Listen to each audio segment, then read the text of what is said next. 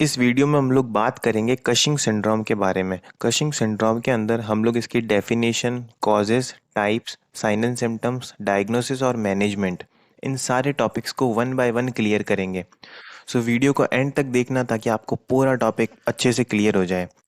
Cushing syndrome को पढ़ने से पहले आपको कॉर्टिसोल हार्मोन का एक बेसिक इंट्रोडक्शन समझना ज़रूरी है, जो कि आपको आगे के टॉपिक को समझने में हेल्प करेगा। सो कॉर्टिसोल हार्मोन का इंट्रोडक्शन पढ़ते हैं। Cortisol hormone that helps the body respond to stress, regulate blood pressure and maintain other important factors. जो कॉर्टिसोल हार्मोन होता है वो बॉडी को हेल्प करता है रेस्पॉन्ड करने के लिए, स्ट्रेस को, ब्लड प्रेशर को मेंटेन करने में, और कुछ इंपॉर्टेंट फैक्टर्स होते हैं उनको भी मेंटेन करने के लिए कॉर्टिसोल हार्मोन बॉडी में हेल्प करता है। सच है, अब वो कुछ इंपॉर्टेंट फैक्टर्स क्या है, जैसे immune functions, metabolism, blood sugar, sleep and wake cycle. इन सारी चीज़ों को मेंटेन और रेगुलेट करने के लिए कॉर्टिसोल हार्मोन बॉडी में प्रोड्यूस होना ज़रूरी है। Adrenal gland which is located on the top of kidney, जो किडनी होती है उसके टॉप पे एड्रिनल ग्लैंड प्रेजेंट होता है। वो रेस्पॉन्सिबल होता है प्रोडक्शन ऑफ कॉर्टिजोल के लिए। And the amount of cortisol is regulated by brains part pituitary gland. और जो अमाउंट होता है, कितने अमाउंट में जो कॉर्टिजोल हार्मोन है वो रिलीज होगा या नहीं होगा, उन सबको कौन रेगुलेट करता है? Pituitary gland. और रिलीज कहाँ से होता है? एड्रिनल ग्लैंड से रिलीज होता है, जो कि किडनी के टॉप पे प्रेजेंट होता है। सो आई होप आपको कॉर्टिजोल हार्मोन का इंट्रोडक्शन अच्छे से क्लियर होगा। अब हम लोग बात करेंगे डेफिनेशन की। सो कशिंग सिंड्रोम की डेफिनेशन पे चलते हैं। It is an hormonal disorder, ये एक हार्मोनल डिसऑर्डर है caused by prolong exposure of body tissue to high level of cortisol. यानी कि जो भी बॉडी के मसल्स और टिश्यूज़ होते हैं उनको कंटिन्यूसली अगर एक्सपोजर मिलता जा रहा है हाई लेवल ऑफ कॉर्टिजोल से, तो उसके चलते जो डिसऑर्डर देखने को मिलेगा उसको हम लोग बोलेंगे कशिंग सिंड्रोम। इसको हम लोग ऑल्सो कॉल्ड हाइपर कॉर्टिजोलिज्म, इसको हाइपर कॉर्टिसोलिज्म भी बोला जाता है। सो आई होप आपको डेफिनेशन क्लियर हो गई होगी। अब हम लोग बात करेंगे टाइप्स ऑफ कशिंग सिंड्रोम की। सो ये जो होता है, ये दो टाइप्स का होता है, एक्सोजिनस एंड एंडोजिनस। बात करें अगर एक्सोजिनस कशिंग सिंड्रोम की, सो एक्सेसिव यूज़ ऑफ कॉर्टिकोस्टीरॉइड्स, कॉर्टिकोस्टीरॉइड्स जो ड्रग्स होती है उसका अगर एक्सेसिव यूज़ किया जाए बाय ओरल रूट और इन इंजेक्शन फॉर्म, अगर इंजेक्शन फॉर्म और ओरल रूट के द्वारा अगर कॉर्टिकोस्टीरॉइड मेडिकेशन का एक्सेसिव या फिर ज़्यादा यूज़ किया जाएगा, तो उसके चलते आपको एक्सोजिनस कशिंग सिंड्रोम देखने को मिलता है। कॉर्टिकोस्टीरॉइड्स क्या होती है? Also used in treatment of variety of disorders. ये जो कॉर्टिकोस्टेरॉइड्स होती है ये कुछ ऐसी मेडिकेशंस होती है जो कि यूज़ की जाती है अस्थमा के केस में, अर्थराइटिस के केस में और इम्यून सप्रेशन के केस में। ये जो मेडिकेशन ये यूज़ की जाती है।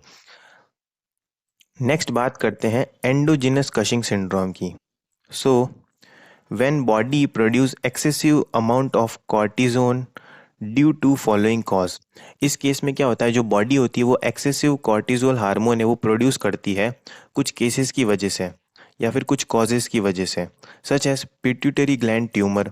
अगर पिट्यूटरी ग्लैंड का ट्यूमर है, पिट्यूटरी ग्लैंड में कोई भी डैमेज है, तो उसके चलते जो है ये रेगुलेशन में हेल्प नहीं कर पाएगा और जो कॉर्टिजोल हार्मोन है वो बहुत ज़्यादा अमाउंट में प्रोड्यूस होने लगेगा।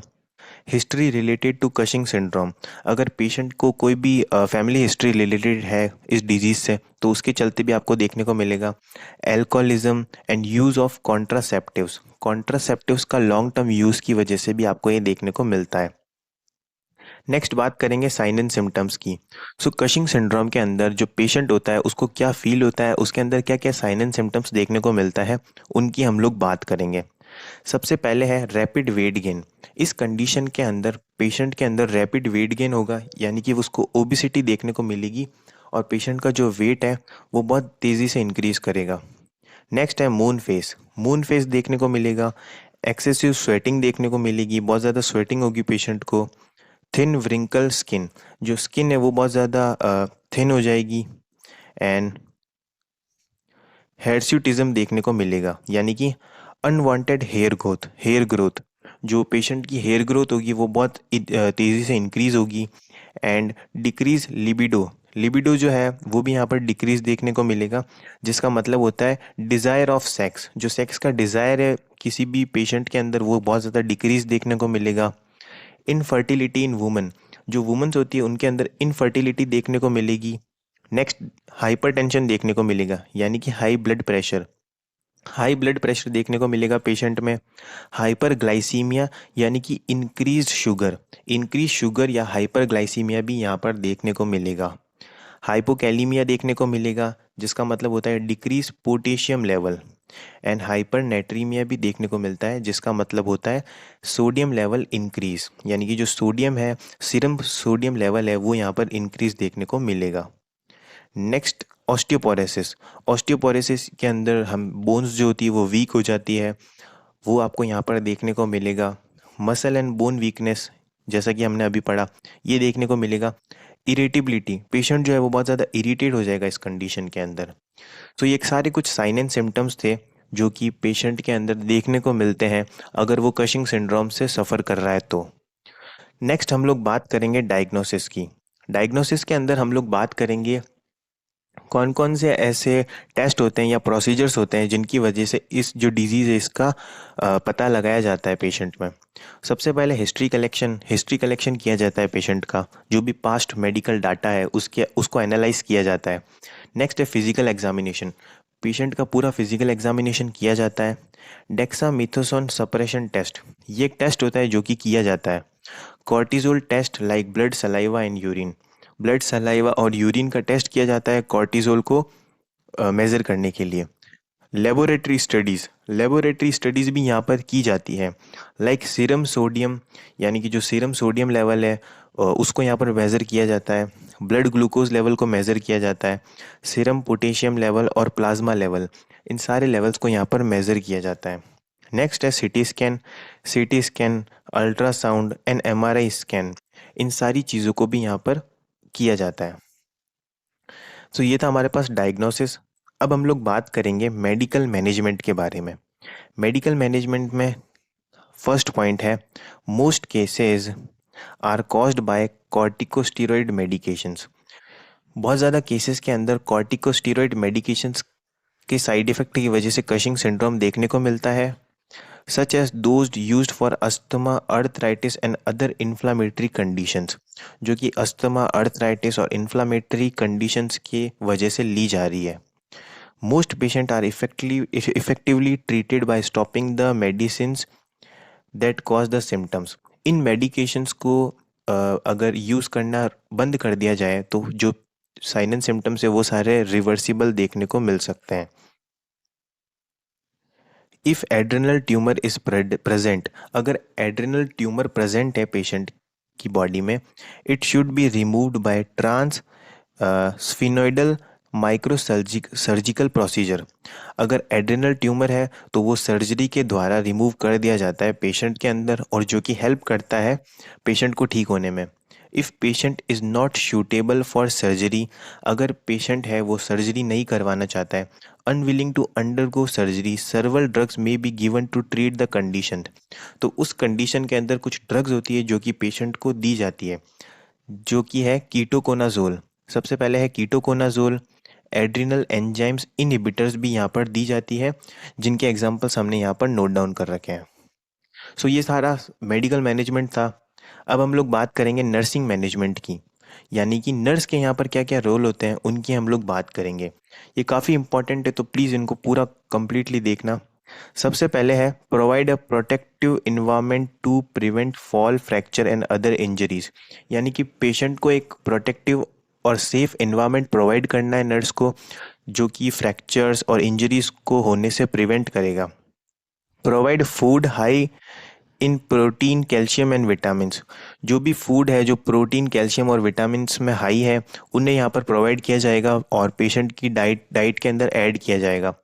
Avoid unnecessary exposure to people with infection, जो भी पीपल्स है या पर्सन है जो भी इन्फेक्टेड है उनसे पेशेंट को बिल्कुल भी एक्सपोज नहीं कराना है। Assess vital signs of patient and sign for infection, जो भी पेशेंट के वाइटल साइंस है और साइन ऑफ इन्फेक्शन है उन्हें अच्छे से असेस करना है।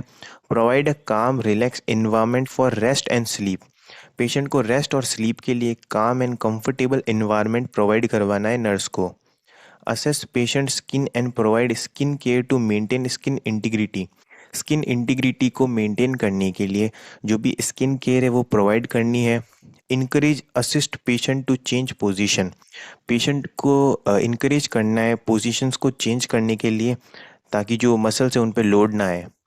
Assess fluid electrolyte status by lab test और वेट चेंजेस, जो भी फ्लूइड एंड इलेक्ट्रोलाइट है उसकी रिपोर्ट्स को अच्छे से एनालाइज करना है और वेट चेंजेस को मेज़र करना है। Monitor blood glucose level, blood glucose level को केयरफुली मॉनिटर करते रहना है। आफ्टर सर्जरी, अगर कोई भी सर्जरी होती है तो उसके बाद encourage patient and their family members to take the medicine at time and about lifestyle changes. यानी कि जो अगर कोई भी सर्जरी के द्वारा पेशेंट गुजरता है तो उस केस के अंदर जो फैमिली मेम्बर्स हैं उनको लाइफस्टाइल चेंजेस और मेडिकेशंस और जो भी चेकअप है उसके बारे में अच्छे से समझाना है और उन्हें एजुकेट करना है। Advice for follow up care, और जो भी एडवाइस करना है फॉलो अप केयर यानी कि रूटीन चेकअप्स के बारे में पेशेंट की फैमिली को समझाना है। सो ये था हमारा टॉपिक। आई होप आपको समझ आया होगा। समझ आया तो please like share and subscribe the video. और अगर आपको इस टॉपिक की कंप्लीट पीडीएफ अपने फ़ोन में चाहिए तो आप टेलीग्राम चैनल NSG लाइब्रेरी से जाकर इसको डाउनलोड कर सकते हो। और अगर आप भी किसी नर्सिंग कॉम्पिटिटिव एग्ज़ाम की प्रिपरेशन कर रहे हैं तो डिस्क्रिप्शन में मैंने कुछ इंपॉर्टेंट बुक्स का लिंक्स दिया है जिसको आप प्लीज़ एक बार ज़रूर चेकआउट करना। Thank you.